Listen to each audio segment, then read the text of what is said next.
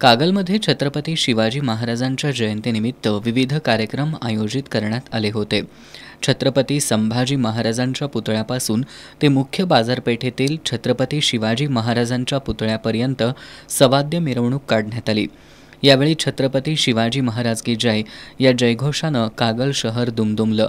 त्यानंतर पालकमंत्री हसन मुश्रीफ यांच्या हस्ते छत्रपती शिवाजी महाराजांच्या अश्वारूढ पूर्णाकृती पुतळ्याला जलाभिषेक आणि दुग्धाभिषेक करण्यात आला।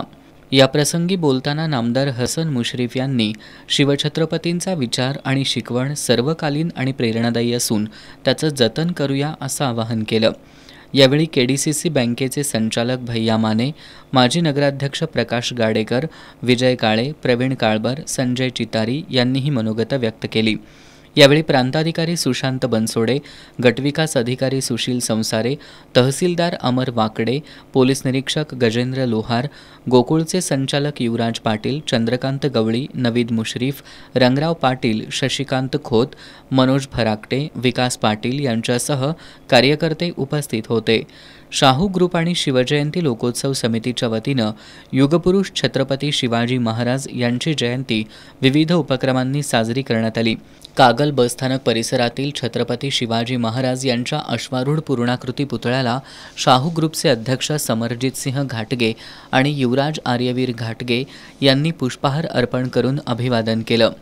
तसंच त्यांनी उत्सव मूर्तीला विधिवत जलाभिषेक घातला। राजमाता जिजाऊ महिला समितीच्या सदस्यांनी छत्रपती शिवाजी महाराजांचा पाळणा आणि शिवगीतं सादर केली। यावेळी शाहू साखर कारखान्याच्या अध्यक्षा सुहासिनी देवी घाटगे यांची प्रमुख उपस्थिती होती। यावेळी उपस्थित असलेल्या तमाम शिवप्रेमींनी वाद्यांच्या गजरात जय भवानी जय शिवाजी, छत्रपती शिवाजी महाराज की जय अशा शिवमय घोषणांनी परिसर दणाणून सोडला।